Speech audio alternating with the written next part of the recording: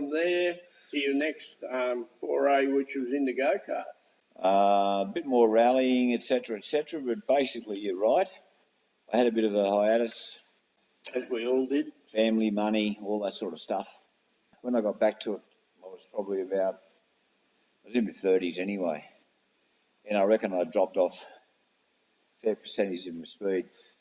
I'd gotten to, I'd always had an association with Paul Ardle, who was the local go-kart guru. He was always trying to convince me to go into go-karts. I always thought, nah, these things are only a toy. The real racing is cars.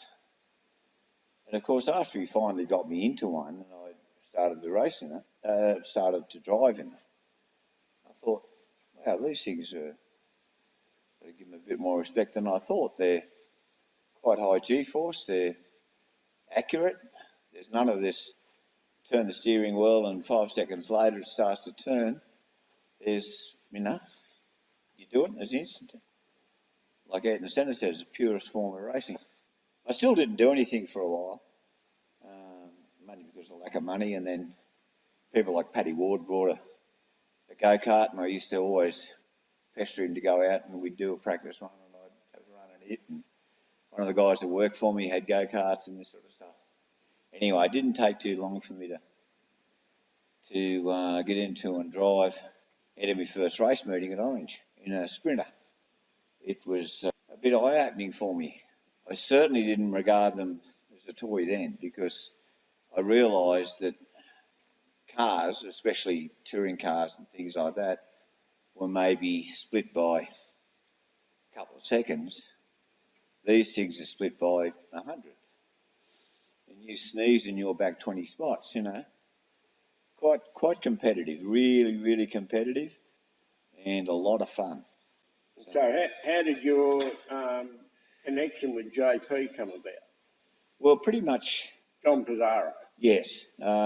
Pretty much before then, I'd had some contact with John through Paul Ardle, but however, not much, and I used to respect JP immensely because he was quick and he did things the way that I liked. He'd turn up at a race meeting with the go-kart in bits hanging out the back of his little, I can only think of the Nissan Pulsar, but it was before that. There was something else he had. Oh, he had a Morris Minor Ute at one stage and it wouldn't fit in the back properly. Yeah. Imagine how big a Morris Minor Ute is. Yeah, he had... he'd turn up at the track and, as my mate Kev Davis says, you'd see these other guys turn up with all the trailers and all the gear under the sun and 5 motors for each cart and 4 sets of wheels and all this sort of stuff. This is even back in the early 80s. And JP turned up with this thing, and the other fellas had the very best of equipment, the latest Birol from Europe, the latest DAP engines and all this sort of stuff, And JP turned up with this thing that he'd modified himself. It would be probably a DAP chassis that he'd maybe even modified a bit or something like that. And he'd put the thing together, no practice, and he'd go out and he'd wipe the floor with these fellas,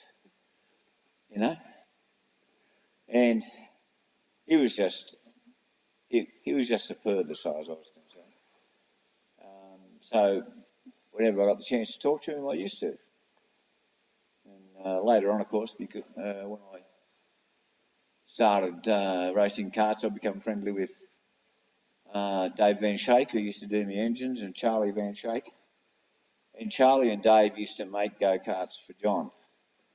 This was probably middle 80s. They were modelled roughly on the, correct me if I'm wrong, John, they were modelled roughly on the Greyhound karts, I think, Dave Greyhounds. They were marketed under the Sprinter name. These things were quite good.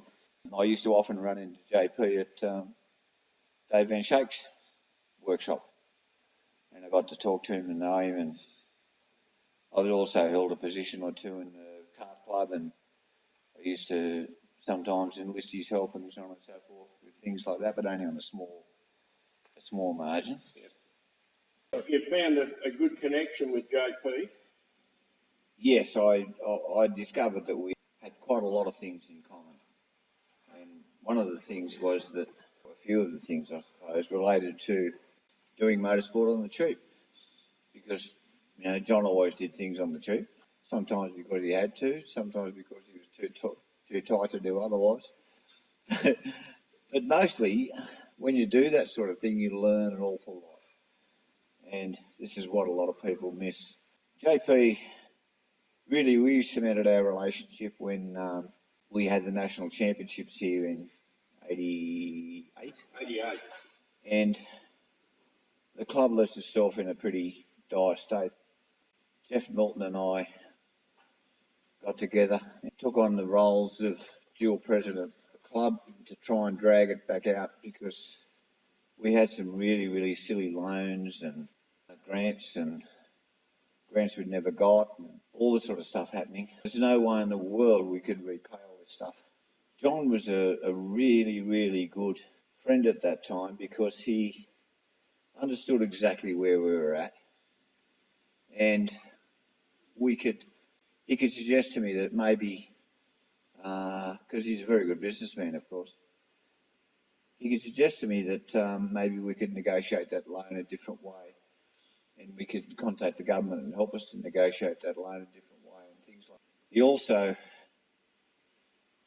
because he was on the National Karting Council, we got grants and so on and so forth through there. We actually got them to pay the interest on a couple of our loans for some time, and bit by bit, regardless of some of the opposition from used to get about, we managed to bring the club back into a area where they could actually start to fight again.